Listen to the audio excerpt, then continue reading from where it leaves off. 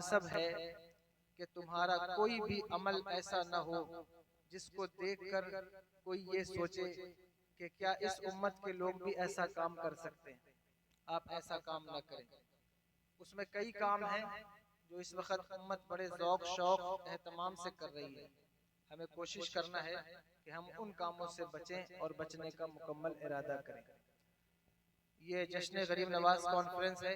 गरीब नवाज की ज़िंदगी से ज़्यादा कोई चीज़ आपके लिए इबरत की हामिल नहीं हो सकती। हिंद की सरजमीन पर उन्होंने जो काम किया है, उनके काम, लोग कहते हैं कि जो काम करता है उसका नाम होता है और काम की बुनियाद पर शख्सियतें पहचानी जाती हैं। अगर आप लोग थक नहीं गए हो तो थोड़ा सा मुझे भी जो है वो बर्दाश्त कर लें। काम की बुनियाद पर शख्सियतें पहचानी जाती हैं। लोग कहते हैं ये बड़ा काम करते हैं तो इसलिए उन्हें माना जाता है। मैं अक्सर कहा करता हूँ कि अगर तुम्हें किसी के काम में 90 लाख लोगों के ईमान लाने की तरगीब दिखाई देती हो तो मुझे बताओ। वो तन्हा गरीब नवाज का काम है कि 90 लाख लोग उनके हाथ पर ईमान लाकर इस्लाम के दरवाजे में दाखिल हुए। ये कितना बड़ा काम है। ये कोई मामूली काम तो नहीं है। लेकिन ये काम हुआ कैसे, किस तरह से काम हुआ है? जब आप गरीब नवाज की जिंदगी देखेंगे, जिस वक्त वो हिंदुस्तान तशरीफ लाए थे, ये ताजु शरिया का भी उर्स है। दो बुजुर्गों को इकट्ठे उनकी महफिल को सेलिब्रेट किया जा रहा है, इसलिए ये बात अर्ज करता हूँ। शुक्रिया, जज़ाकल्लाह। कि हुजूर गरीब नवाज जब हिंद की सरजमीन पर तशरीफ लाए, जो कंडीशन आपके साथ है इस वक्त, आप सुन रहे हैं या नहीं सुन रहे हैं? या आप, मैं तकरीर नहीं कर रहा हूँ, बस आप मेरी बात सुन लें, क्योंकि इनका जलसा इन्होंने कराया है तो मुझे बुलाया है। मुझे हया आती है कि बगैर किसी पैगाम के वापस चला जाऊं। जिस वक्त गरीब नवाज तशरीफ लाए तो जो कंडीशन आज आपके साथ है, क्या इससे सख्त कंडीशन उनके साथ नहीं थी? उनके साथ 40 लोग आए थे। जिस वक्त वो आए, जादूगरों का सामना था। ऐसे ऐसे जादूगर हिंद की सरजमीन पर मौजूद थे। ऐसे ऐसे जोगी और जयपाल मौजूद टाइप के लोग मौजूद थे जिन्होंने न जाने क्या कुछ उनके साथ किया। उनके साथ आने वाले 40 लोगों ने पूछा था गरीब नवाज से कि इस तरफ तो हुकूमत खड़ी है। सैयद साहब किबला ने तकरीर करते हुए बादशाह का नाम नहीं लिया, लेकिन आप सब जानते हैं कि वो किसका दौर था, किसकी हुकूमत थी, और उसके हिस्ट्री बयान करने में कोई परेशानी नहीं है। लेकिन खैर, हुकूमत खड़ी थी, जादूगर खड़े थे, ये सारा कुछ था। मुरीदों ने पूछा, हुजूर इस तरफ हुकूमत है, जादूगर हैं, हम क्या लेकर हिंद की सरजमीन पर आएंगे? फरमाया, हम अल्लाह पर भरोसा लेकर हिंद की सरजमीन पर आएंगे। अल्लाह पर भरोसा करके, अल्लाह पर भरोसा करना सीखिए। आपके यहाँ जो खौफ व हिरास का माहौल है, मुसलमानों से ज्यादा, देखो पैसा कमाना अलग बात है, अच्छा लिबास पहनना अलग बात है, लेकिन इज्जत का हासिल करना ये एक अलग बात है। अगर अच्छे लिबास से इज्जत हासिल होती तो ऐसे कई लोग हिंदुस्तान की सरजमीन पर आए। इस वक्त भी एक साहब मौजूद हैं जिन्होंने बड़ा कीमती लिबास पहना, लेकिन इज्जत कोई नहीं हासिल कर सके। अगर कोई 15-15, 20-20 लाख का सूट पहनकर इज्जत नहीं हासिल कर पाता, तो ये बात समझने वाली है ना कि इज्जत लिबास से हासिल नहीं होती, सिर्फ पैसे से इज्जत हासिल नहीं होती। इज्जत कैसे हासिल होती है? इज्जत हासिल करने का वो तरीका जो गरीब नवाज ने हमें सिखाया है, उस पर अमल करना होगा। वो कौन सा तरीका है कि किस तरीके से हमारी इज्जत होगी?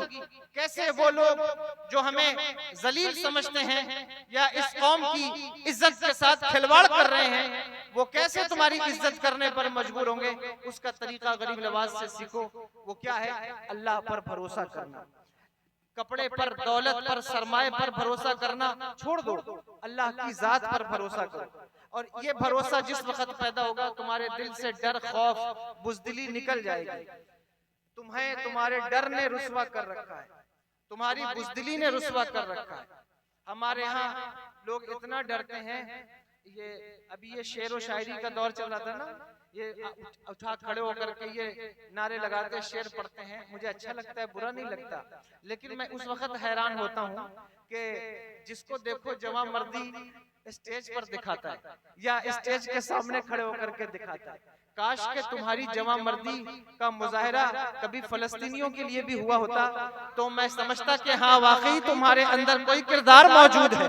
काश के तुम्हारी जवां मर्दी का मुजाहरा कभी जो है वो अल्लाह अकबर उस वक्त भी हुआ होता जिस वक्त कौम के बच्चे मारे जाते हैं, काटे जाते हैं। ये क्यों होता है?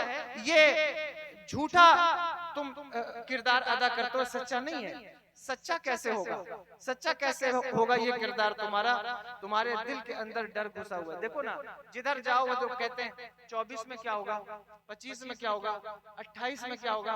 और ये एक बाजार गर्म है लोगों के अंदर, क्या अमीर क्या गरीब, क्या पॉलिटिकल क्या गैर पॉलिटिकल, जिसको देखो ये गुफ्तगू कर रहा है। क्यों ये गुफ्तगू कर रहा है? इसलिए कि अल्लाह पर भरोसा मौजूद नहीं है। जिसके दिल में अल्लाह की जात पर भरोसा हो वो किसी से नहीं डरता है। वो जिसकी तरफ निगाह करे दुनिया उससे डरती हुई नजर आती है, नहीं डरता किसी से। वाह वाह वाह। लेकिन ये डर खौफ और हरास नौजवानों के अंदर मौजूद है और वो डरते हैं अंदर से। बस मैं गरीब नवाज का प्रोग्राम है इसलिए ये बात कह रहा हूँ कि कम से कम गरीब नवाज के जलसे में बैठे हो, बुज़दिली अपने कलेजे से निकाल कर उठना, हिम्मत अपने कलेजे में लेकर के उठो। हिम्मत लेने का मतलब ये नहीं आप किसी से जाकर लड़ाई झगड़ा करें। हमारा मजहब वो है जो हर धर्म के लोगों से मोहब्बत करने का सलीका उसने हमें सिखाया है। लेकिन मोहब्बत करना अलग बात है, चापलूसी करना अलग बात है।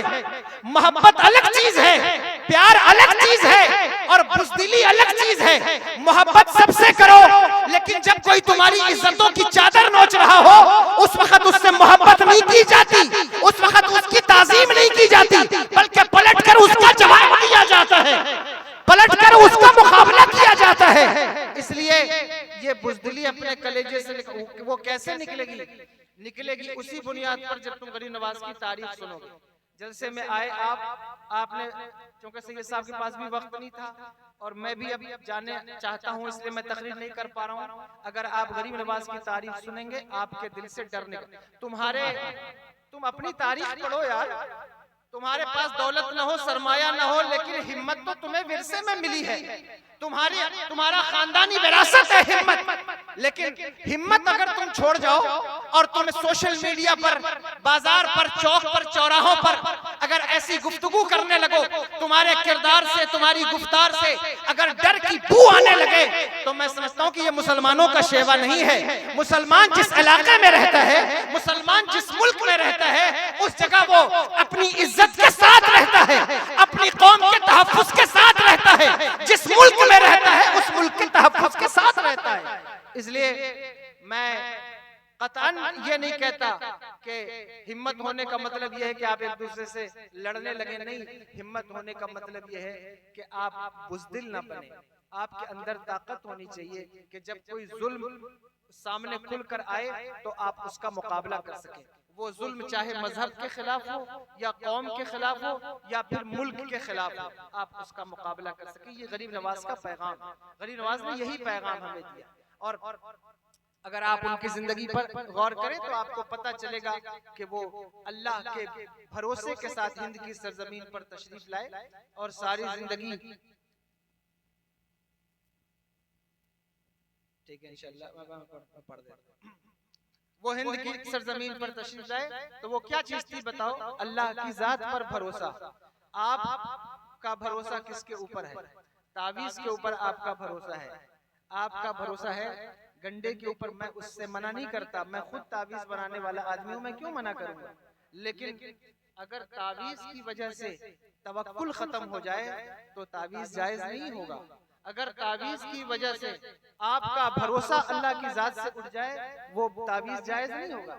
इसलिए मैं अपने उलमा से भी कहता हूँ, यहाँ जितने लोग बैठे हैं, और मैं वाकई कह रहा हूँ, मैं तकरीर नहीं कर रहा हूँ, बस ये मैं पैगाम दे रहा हूँ गरीब नवाज कॉन्फ्रेंस का कि आप भी कोशिश कीजिए कि कौम का भरोसा लौट आए। भरोसा किसी हद तक कंप्रोमाइज हो गया। यही वजह है कि इस दौर में लोग चमत्कारियों को देखकर मजहब छोड़े जा रहे हैं। यही वजह है कि आज शोबुदाबाजी दिखाने वाले और जो है वो माइंड रीडिंग का इल्म जानने वाले हमारे नौजवानों को बेवकूफ बना रहे। क्या ये मसला, क्या ये बात काबिल तवज्जो नहीं है? पर मैं अक्सर तकरीरों में आजकल ये बात इसलिए कर रहा हूँ कि बार बार नौजवान मुझसे पूछते हैं, किसी माइंड रीडर को देखकर मुसलमान कहते हैं ये तो वली है, इसको तो करामत आती है, ये मेरे दिमाग का हाल पढ़ लेता है, ये साहब तो पर्चा बनाकर मेरे दिल का हाल बयान कर देते हैं। न जाने कौन कौन से लोग इस वक्त मार्केट में मौजूद हैं। मैं किसी के बारे में कोई बात नहीं करना चाहता, लेकिन मैं सिर्फ इतना कहना चाहता हूँ, खुदा के लिए अल्लाह की जात पर भरोसा करो, वरना जिस वक्त दज्जाल आएगा वो उसके एक हाथ में जन्नत होगी। तुमने सुना है या नहीं सुना है? वो लोगों के मुर्दा माँ बाप को दिखाएगा कि मैंने जिंदा कर दिया है। अगर तुम इन ऐसे वैसे लोगों के हाथ पर अपना भरोसा बेच दोगे तो फिर दज्जाल का मुकाबला किस तरह कर सकोगे? दज्जाल से पहले भी कई दज्जाली फितनों को आना है, उनका मुकाबला किस तरह कर सकोगे? अगर तुम दज्जाल के फितने से बचना चाहते हो तो तुम्हें अल्लाह की जात पर भरोसा करना चाहिए, अल्लाह की जात पर यकीन कामिल होना चाहिए। और जो अल्लाह की जात पर भरोसा करता है, यकीन करता है, उसे कोई हवा में उड़ के दिखाए तो उसको फर्क नहीं पड़ता, उसे कोई नदी पे चल कर दिखाए उसे फर्क नहीं पड़ता। वो जानता है कि दिल का हाल बताने से कोई वली नहीं बनता। वली बनने के लिए बड़ी मेहनतों की जरूरत है, बड़ी मशक्कतों की जरूरत है। 40 साल इशा की नमाज से फजर की नमाज अदा की जाती है वुजू से, तो अल्लाह किसी को विलायत का ताज अता फरमाता। नारे तकबीर, नारे रिसालत, इसलिए अल्लाह की जात पर भरोसा करो और किसी भी ऐरे गैरे की वजह से अपने ईमान को आप जो है वो उसको कंप्रोमाइज कीजिए इस मसले पर, और इसको समझने की कोशिश कीजिए। ये गंभीर विषय है कि अगर आप इस पर गौर नहीं करेंगे, गांव में देहात में आप जाइए तो आपको पता चलेगा कि लोग, मैं ऐसे मुसलमानों को जानता हूं जो गैर मुस्लिमों तक से अपने कारोबार की बरकत की दुआ कराते हैं। ये मैं गलत कह रहा हूँ क्या? ऐसे लोग मौजूद हैं, कारोबार ना चल रहा हो तो गैर मुस्लिमों से भी वो अपने कारोबार की बरकत की दुआ कराते हैं। ये ईमान की कमजोरी का हाल है। अगर तुम गरीब नवाज की तारीख को पढ़ोगे तुम्हारे ईमान की कमजोरी खत्म हो जाएगी और तुम्हें पता चलेगा कि अल्लाह पर भरोसे के नतीजे में अल्लाह तुम्हें क्या गिफ्ट, क्या तोहफा अता फरमाएगा। वो इज्जत का तोहफा है, वो सरबलंदी का, सरफराजी का तोहफा है जो अल्लाह तबारक व तआला तुम्हें अता फरमाए। इतनी बात मैंने कर ली, ये गरीब नवाज का पैगाम है और यही हुजूर ताजुल शरिया का पैगाम है। वो कहते हैं जिंदगी ये नहीं है किसी के लिए, जिंदगी है नबी की, नबी के लिए बेखबर मरते हैं, जिंदगी के लिए जीना मरना है सब कुछ नबी के लिए, और ऐश कर लो यहाँ जालिमों 4 दिन मर के तरसोगे उस जिंदगी के लिए।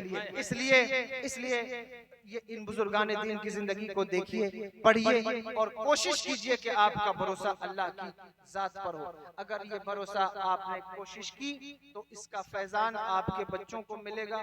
कि जो बच्चे, अब यहाँ से कितने बच्चे ऐसे हैं जो भोपाल जाकर पढ़ते हैं, इंदौर जाकर पढ़ते हैं, वहां से वो लौटते हैं, उनका अकीदा डैमेज हो जाता है। बोलो क्यों डैमेज हो जाता है? इसलिए कि माँ का अकीदा पहले ही डैमेज था, बाप का अकीदा पहले ही डैमेज था। उसने कभी कोशिश नहीं की अपने अकीदे को पुख्ता करने की। वो अपने बच्चों के अकीदे को कैसे संवार सकता है, उसको कैसे मजबूत कर सकता है। यही वजह है कि मैंने कई बच्चों को देखा जो यहाँ से मेडिकल के लिए गए, वहाँ पढ़ने के लिए या ITI के लिए गए, बहुत सारी चीजों के लिए चले गए, लेकिन जब वो वहां से वापस आए तो मैंने उनके अकीदे को सख्त कमजोर पाया।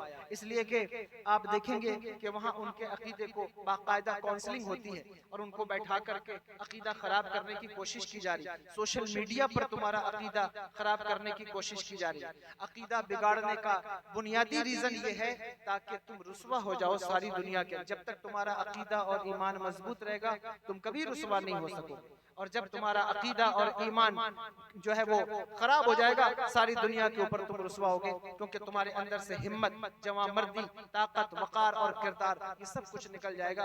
तो बचेगा क्या चीज तुम्हारे पास? कोई चीज तुम्हारे पास नहीं बचेगी। इसलिए गरीब नवाज की जिंदगी को पढ़िए, इसलिए गरीब नवाज की जिंदगी को पढ़ना जरूरी है।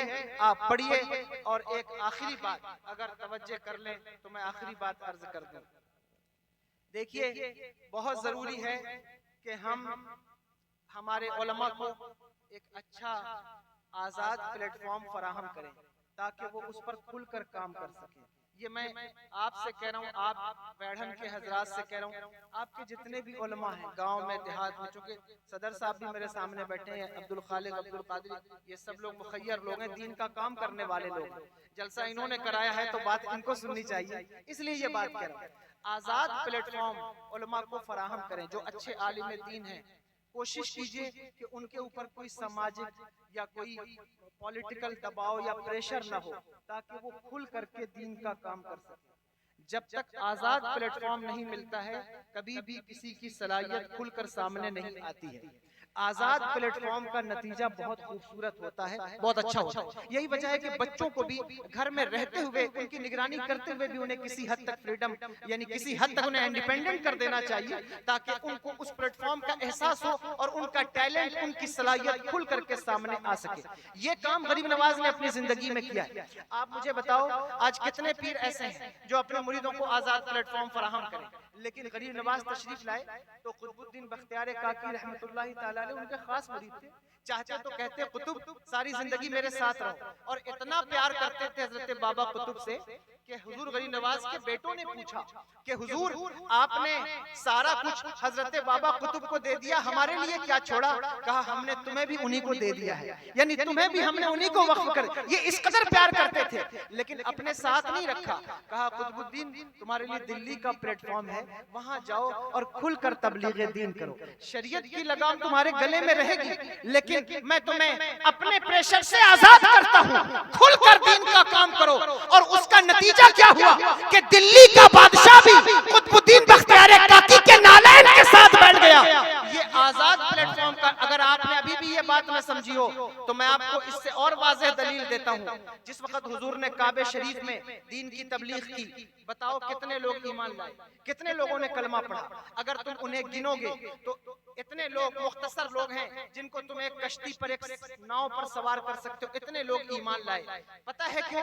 इसलिए कि सामाजिक प्रेशर था, कुफार के जमघटे थे, तानाजनी थी, कमेंट था, दुनिया भर की ऐसी चीजें मौजूद थी, यानी एक आजाद प्लेटफॉर्म मौजूद नहीं था जिसकी बुनियाद पर तबलीग दीन का काम सही तौर पर न हो सका।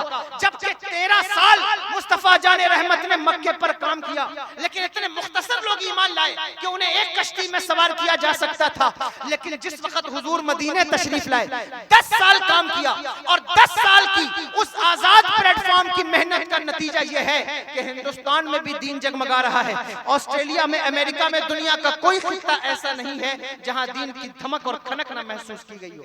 इससे पता चलता है कि जब आप उलमा को, अपने जो आपके रहबर हैं, उनको इस तरह के प्रेशर से आजाद करते हैं और उन्हें खुलकर काम करने का मौका देते हैं, तो उसका नतीजा सामने। यही काम हुजूर महबूब इलाही ने किया है कि आपने 700 उलमा दक्कन भेजे। हर वली अपने जमाने में ये काम करता रहा है कि वो ऐसा आजाद प्लेटफॉर्म लोगों को, आजादी से मतलब कतन ये ना लीजिएगा कि मैं कोई मसलक की आजादी की बात कर रहा हूँ या बदी से मफाहमत की बात कर रहा हूँ। बस ये बात कि अगर आलिम दीन आपके इलाके में, आपके गांव में, जहां कहीं भी है, कमेटियों की जिम्मेदारी है कि वो अपने आलिम को किसी हद तक आजाद प्लेटफॉर्म फराहम करे, ताकि वो खुलकर अपनी सलाहियतों का इजहार कर सकें।